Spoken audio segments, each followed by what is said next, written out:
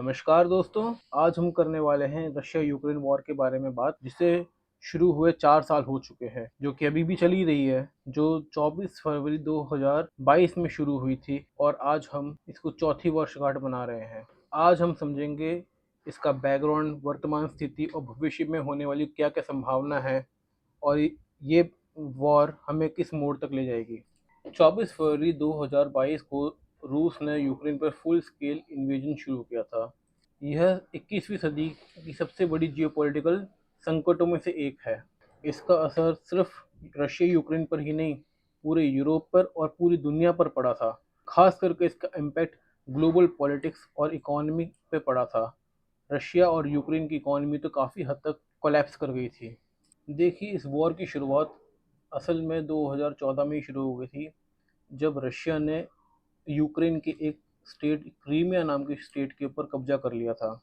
इसके बाद जब यूक्रेन ने चाहा कि वो नेटो के अंदर अपने आप को शामिल कर ले ताकि वो रशिया से अपने आप को बचा सके, उसके बाद रशिया ने अपने आप को नेटो से दूर करने के लिए, कि उसका प्रभाव नेटो से कहीं जुड़ ना जाए, या फिर ये कह सकते हैं कि कोई ऐसी कंट्री जो नेटो से जुड़ी हुई है और उसका बॉर्डर रशिया से मिलता है, रशिया ये नहीं चाहता था। इस चीज़ से बचने के लिए रशिया ने यूक्रेन के ऊपर फुल फ्लेज एक वॉर शुरू कर दी और ये वॉर यूक्रेन के मल्टीपल जगहों से शुरू हुई। आप इस मैप के थ्रू देख भी सकते हैं कि ये है यूक्रेन और बाकी सारी कंट्रीज़ हैं नेटो की, और यूक्रेन ये चाहता था कि वो भी नेटो के अंदर जुड़ जाए, और रशिया ये नहीं चाहता था कि यूक्रेन एक ऐसा स्टेट जो पहले से इसका इतिहास के अंदर ये यूएसएसआर का पार्ट रहा है, और वो भी एक यूएसएसआर का पार्ट नेटो के साथ जुड़ जाए और उसका बॉर्डर भी रशिया से मिलता है। लेकिन इन सब के बाद आज 4 साल के बाद हम बैठे हैं, तो उसके बाद हुआ क्या? 4 साल के बाद भी यथास्थिति बरकरार है। रशिया ने खासकर कोई खास एरिया तो कैप्चर नहीं कर पाया है। इसका मेन रीज़न ये है कि यूक्रेन को वेस्टर्न कंट्रीज़, खास करके यूएसए और वेस्टर्न यूरोपियन कंट्रीज़ का काफ़ी सपोर्ट मिला है, फाइनेंशियली और मिलिट्री सपोर्ट दोनों मिला है। इसके अलावा यूएसए और यूरोपियन यूनियन ने रशिया के ऊपर हैवी सैंक्शन इम्पोज कर दिए हैं।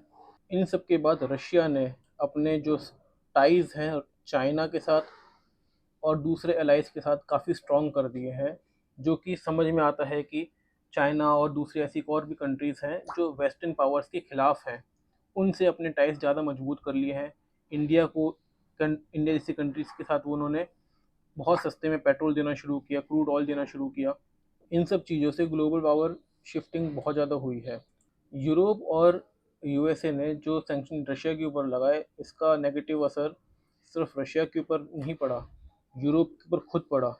क्योंकि यूरोप जो है अपना काफ़ी हद तक एनर्जी डिपेंडेंसी रशिया के ऊपर रखता था। जब सैंक्शन लगाने के बाद यूरोप के ऊपर एनर्जी क्राइसिस आने लग गए, वहाँ से गैस और क्रूड ऑयल आने बंद हो गया। गैस और ऑयल की प्राइसेस यूरोप और यूएसए के अंदर काफ़ी बढ़ गए। इन सब की वजह से इन्फ्लेशन भी बढ़ गया इन सब कंट्रीज़ के अंदर, और यूक्रेन में वॉर होने की वजह से जो फूड सप्लाई, खास करके ग्रेन्स जो यूक्रेन से सप्लाई होती थी, वो सब पूरे वर्ल्ड वाइड के अंदर डिस्टर्ब हो चुकी थी। अब इंसानी तौर पे क्या क्या नुकसान हुआ जी?